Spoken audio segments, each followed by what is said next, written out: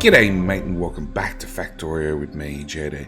Today we're actually going to tour Olek's base, and this guy has built a base or two.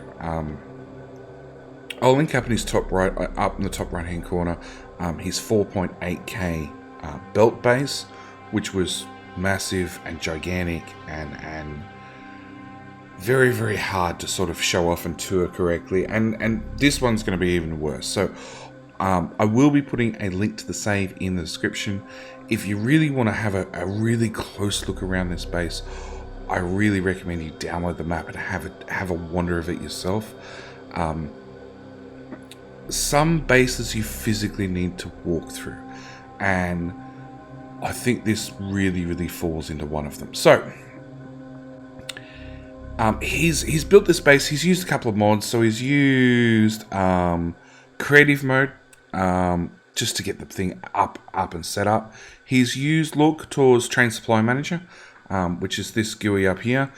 He's also used half a dozen quality of life mods like Max Rate Calculator, Auto Research, Automate Train Builder, so you just like send off 100 trains, because this map has got over 360 trains on the map. It is in a fixed size world, so it's 4.2k tiles by 4.2k tiles. So a nice square map. He's built his own custom ratioed solar that doesn't have any railway ports. Again, creative mode, so you can just paste it down. This is fully self-sufficient, running on solar with 1 million solar panels. I've got it switched to always day now. Looks like he's had it switched to always day for a while now, but it's perfectly ratioed, so it doesn't matter. It runs beautifully, and it's based off a city block setup, which is 240 tiles by 240 tiles,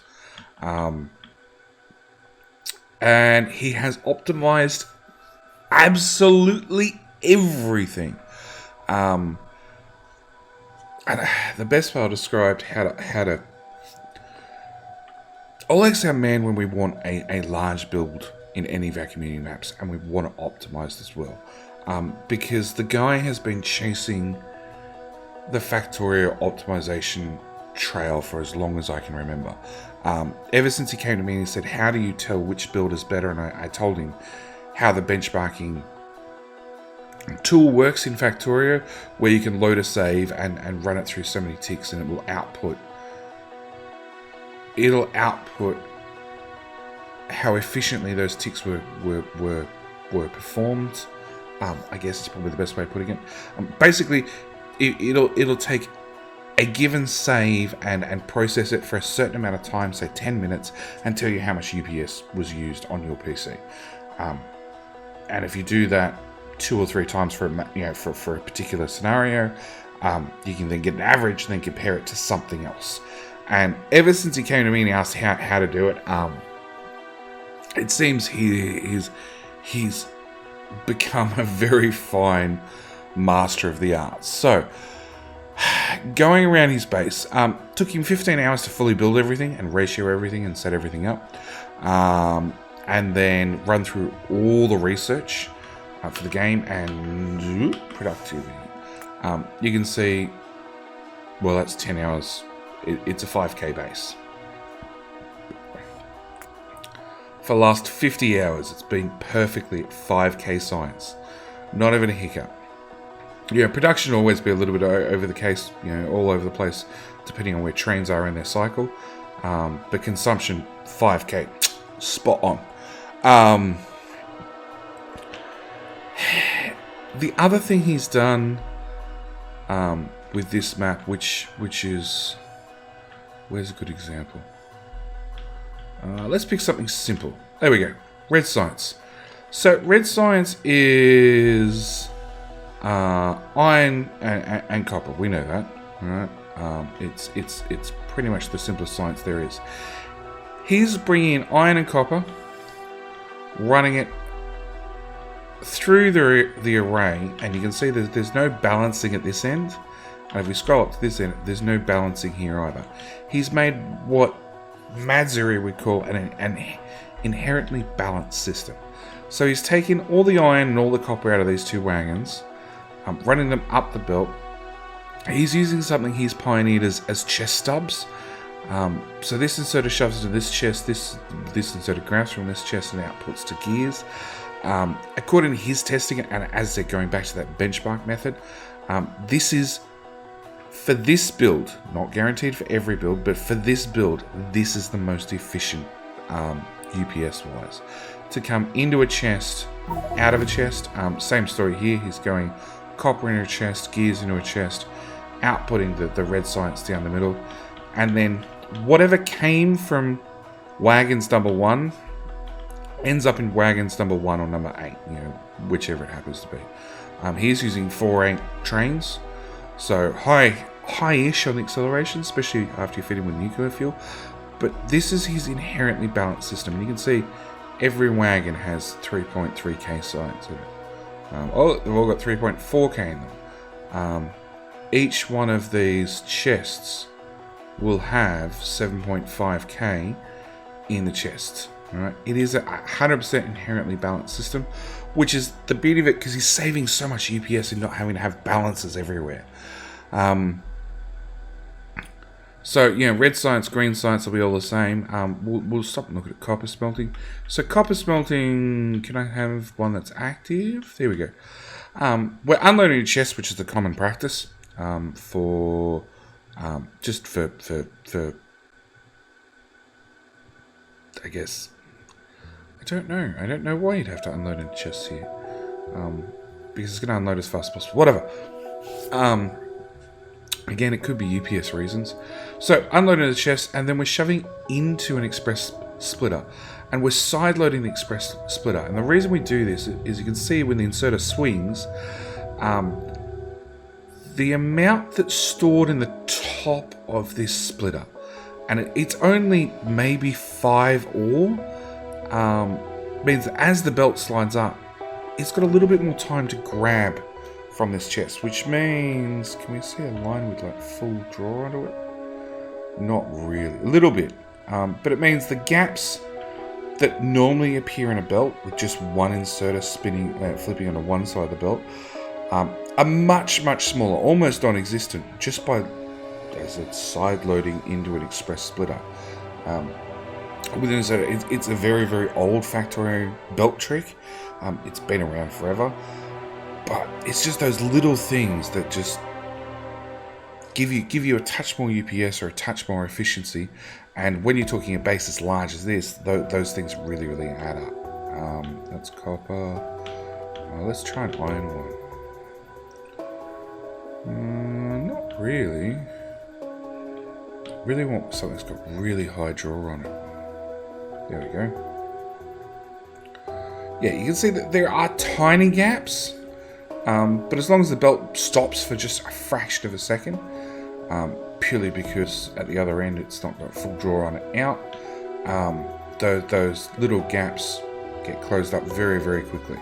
And again, as you can see, we're using the chest, or his chest stub method.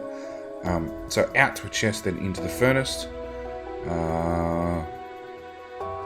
We take the excess ore, we shove it on the other side of the belt, because we've used up half a belt's worth already. So yeah, run this up.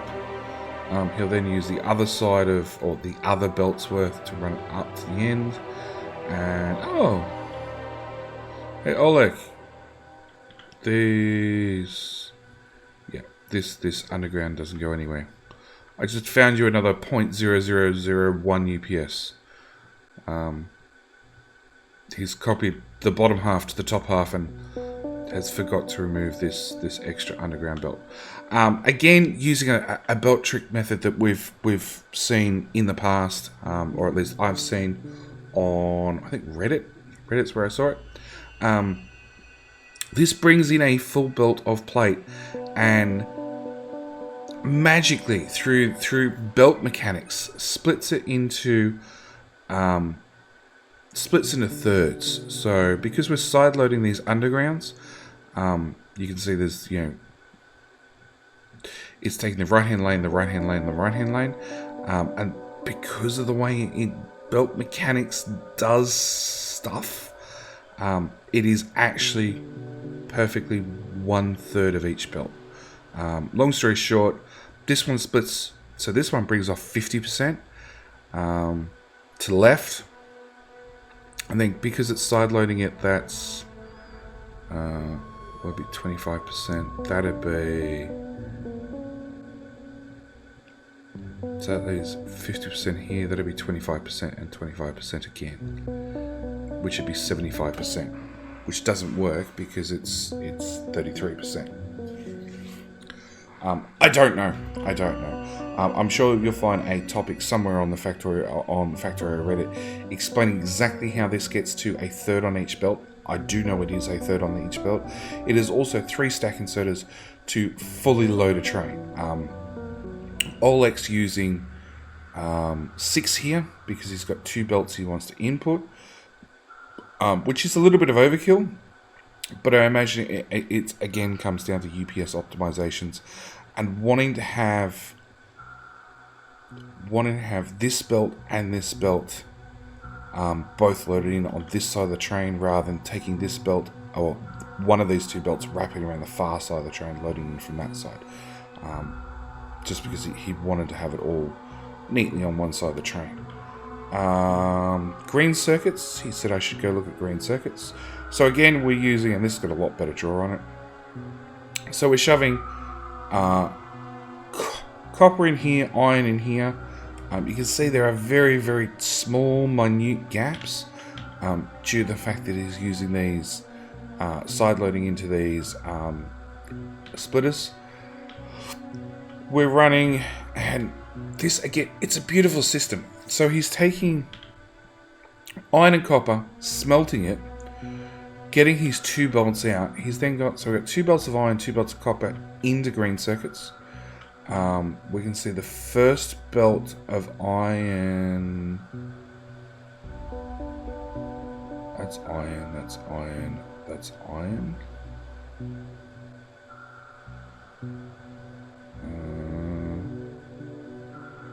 Okay, so we've got our first belt of iron gets us to here. Our copper, just trying to confirm. So our first belt of iron and copper gets us the first half of the build. Then we're going to shake up the middle and the second half of the build. So 1 belt of iron disappears here, 1 belt of copper also disappears here. At the same time, we've got this green circuit machine, this green circuit machine outputting to that belt. We've got this one, and there we go, the new one from the new build outputting to there. And then the third one outputs to the middle. So we get 3 belts of green circuits. They're not fully compressed. But then we are loading that one in there, that one in there, and then we're wrapping this one around the outside with the good old stock standard 6 inserters on a belt does the job.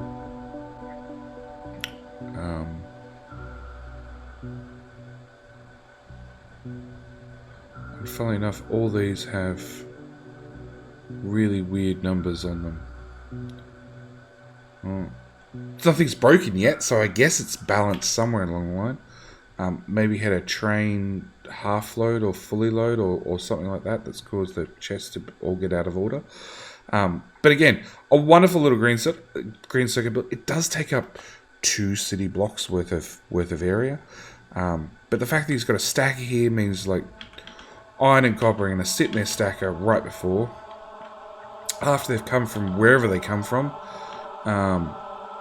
Sit here, get unloaded, get turned straight into plate, to then get turned straight into green circuits, to then get loaded straight on train. Again, a beautiful little system. His red circuits, he said, are much similar. So we've got plastic, we've got green circuits, we've got copper. He has used circuit controlled chests to make sure they don't overload with green circuits or with plastic. And I'm guessing it's due to lack of space. Like here I could see he could get a second chest in here, but it looks for the other end of The other end of red circuits, it just doesn't look like there's enough room to get in another chest. That to there, to there, to there. I'm not sure where he's used circuit control. He has, rather than, and this one sort of caught me by surprise. Rather than normally going, it's one copper cable machine to about 7 or 8 red circuit machines after you got your 12 beacons, after you're fully prod modded. He's going 1 to 2 with direct insertion, chest stub insertion, which I found to be a little bit weird. And again, he said it just came down to UPS and optimizations. By running through the different in-game Factorio engine benchmarks, he found this build was more UPS efficient than anything else he'd come up with or seen prior. So again, what comes from these wagons ends up going straight through and coming out and getting shoved onto the trains. I sort of think it's funny that this one does a zigzag. Same with that one. Although I guess he just wants all the belts going to the right. Again, look, all these should be like almost spot on balanced. 6-8, 6-1, 6-2, 6-2, 6-2, 6-6. Look, close enough. I'm now curious how he's done. Wow, blue circuits. Okay, so blue circuits is acid, which is one acid wagon per 2 belts. He's got a red circuit. Okay, hang on. We've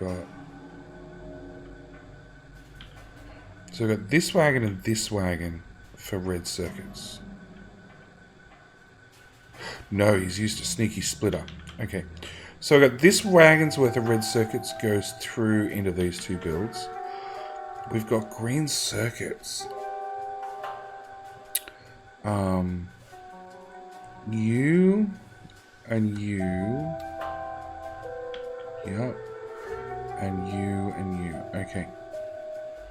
And having to belt your way around to get around substations. So he's taking 1 wagon of green circuits and splitting it to 4 belts. 4 belts or 8 belts? 1, 2.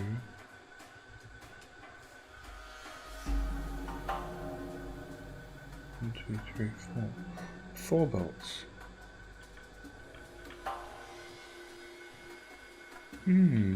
Okay. And literally just has 2 machines shoving in green circuits as fast as possible. He's using red circuits through a chest stub, and lots of belt mechanics and belt weaving to get everything through to the end. Blue circuits come out to the end, and again, what was this one build ends up as this one belt still at the end. No balancing, no nothing. He could have merged these 2 belts, I guess, and then merged these 2 belts and had 1 stack inserter deal with them. But then I can see this one's backing up slightly, so maybe 1 stack inserter is not enough to clear the belt.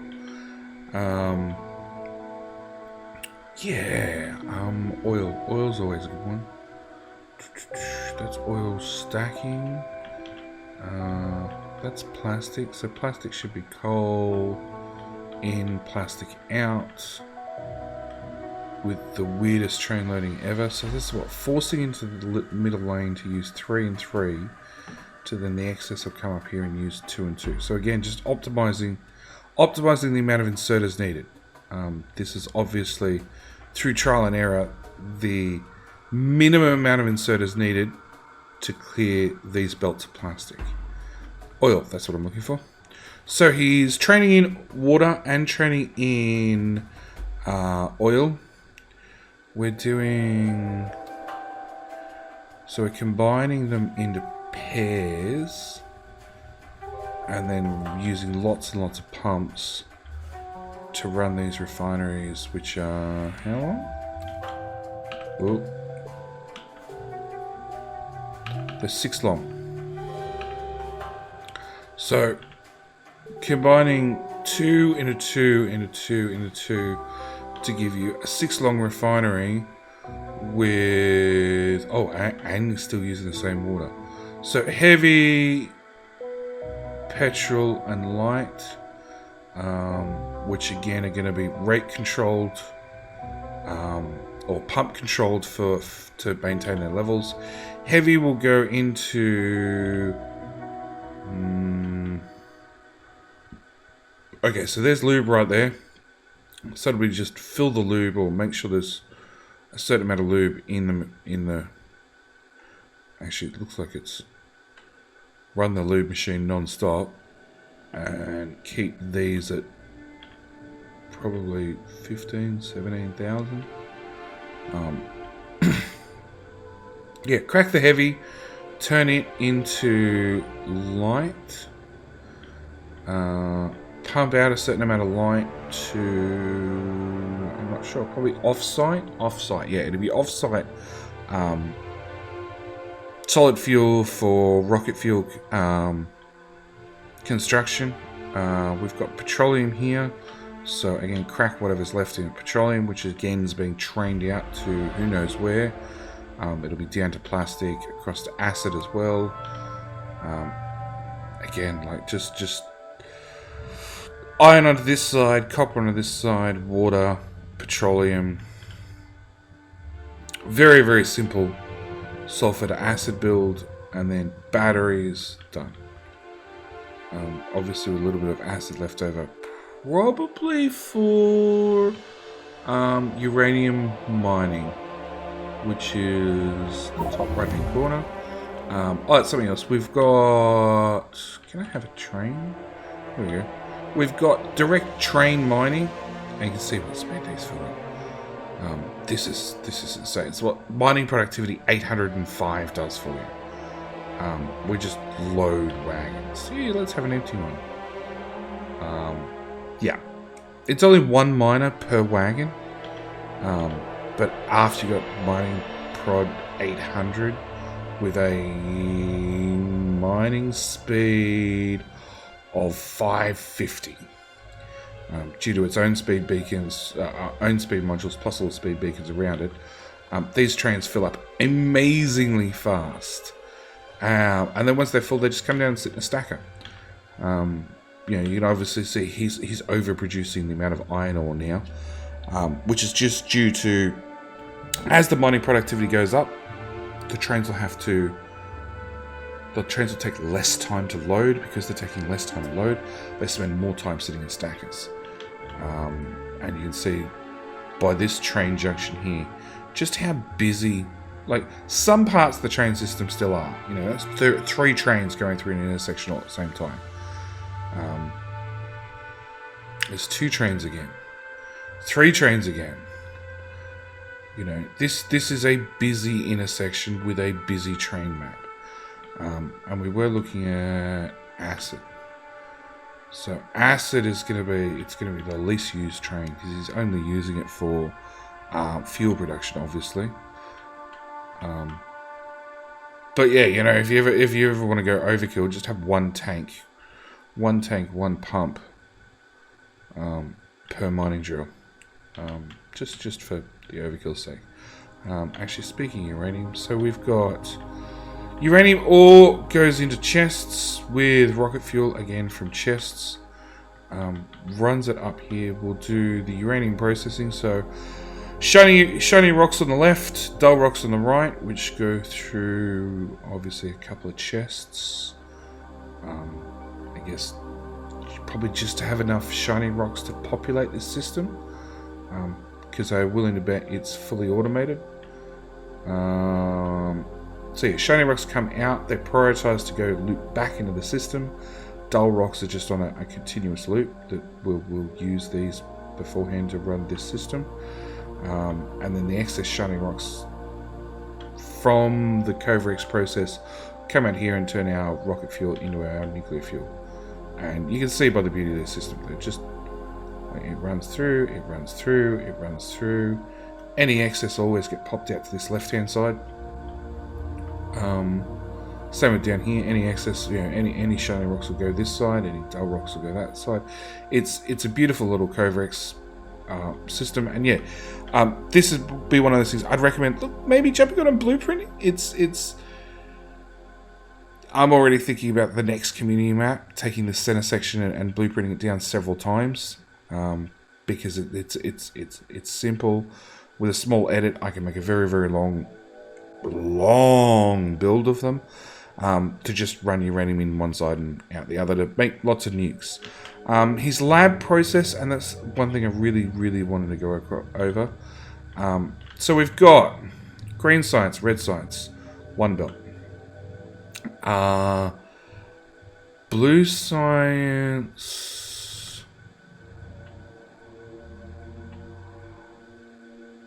Okay, so we've got green and red sharing a belt. Green and red. We've got yellow and purple sharing a belt. We've got military on its own belt. We've got rocket science on its own belt. We've got blue science on its own belt. Now we do have to split them just to get them into our labs. And then we have this mess here. Now, Olek again has used the belt stub method, and so he doesn't have to use circuit conditions. He's just capped the chests to one stack of each. The catch is, one stack of each is 200, 200, 200, 200, 200, 200, 200. That's unfortunate. That's going to go through two of those, but 400 military science wasted and 2,000, because they all stack in stacks of 200, except for your rocket science, which is in stacks of 2,000. So 2,000 rocket science. Oh, not that one. 2,000 rocket science for every single lab sitting in a chest, multiplied by 216 labs, means his first 450 rockets are basically sitting in chests, doing a whole lot of nothing.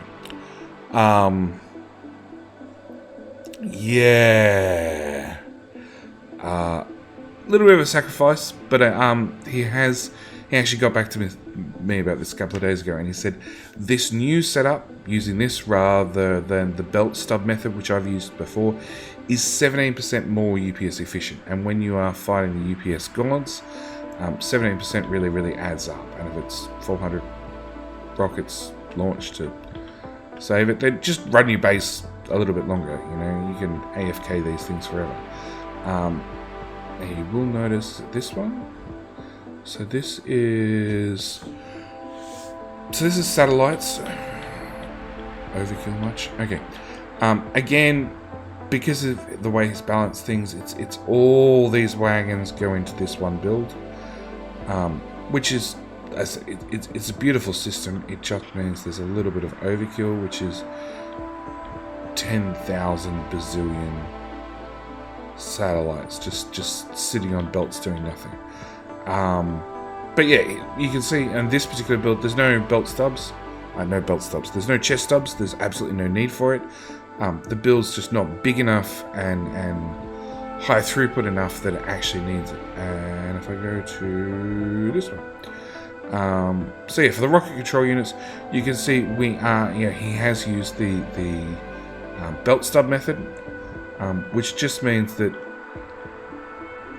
anybody who's new here, in case you haven't seen it before, it means this left hand side, so where all these undergrounds are, this one and the right hand side become two independent belts because they're passing through a splitter. So it means when this inserter picks up from here, it doesn't wake this inserter up when this inserter is picking up from here, it doesn't wake up every inserter on the line behind it because the belts underneath the inserter is moving. It's one of those funny little UPS tricks that we found, I don't know, probably in the last 6 or 12 months, which is on certain builds made a massive difference. Other builds doesn't make an ounce of a difference. And yeah, you can see his rocket control units are using the belt stub method, which is, you know, a method we've been using for a long time. Well, there you go. He split them apart and then joined them back together. And he's being very, very careful to keep them all side-loaded to only have one side of the belt populated. You can see that with this wiggle here. So yeah, what was the other thing? Oh, where I started. Where I started. Military science. Military science. Iron, copper, steel, side-loaded with the copper. Coal, more iron, fed up into a mess. So we've got gun turrets, 2 of those, a standard ammo to AP ammo, a couple of grenades, all being loaded onto a belt to then make military science to again output it. It is a true 5k base. We can even attempt to do one of them. Ooh.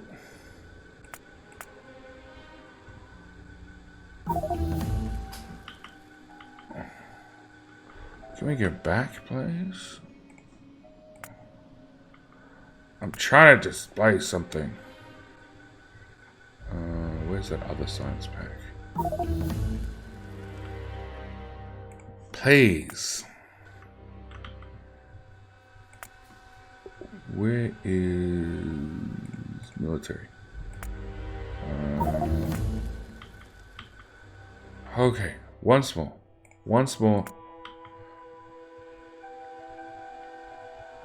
It's down to it's taking 8k a second. Silly game. But you can see very, very briefly there for just that much of the bar. It did do 5k. Yes, the whole base is capable of doing 5k of each and every science pack. I think I just ruined. No, it's not even a blip on the 50-hour graph. It's a tiny blip on the 10-minute graph. But yeah, this is Olek's base. It is massive. It is amazing. It is brilliant. I highly recommend if you want to look at I guess a more, I wouldn't say efficient, a more UPS friendly way of building. I highly recommend you look at this base. I'm just looking for silos. There they are. Yeah, overkill. One of each loaded on and straight into... Actually, let's... What direction is that from where I am? It's right. Let's see if I can get hit by a train during a base tour again. Yeah, I run through the train. It's bound to help. Yeah. All 3 in with satellites. Satellites are rate controlled. Oh, okay. I see why he's got them controlled.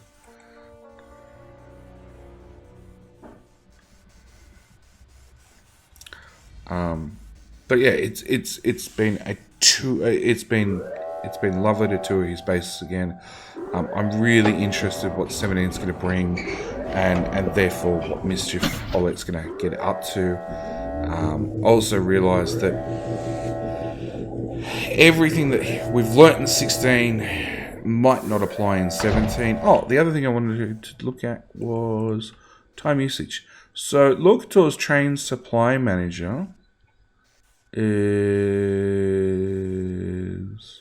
here. 0.1 UPS.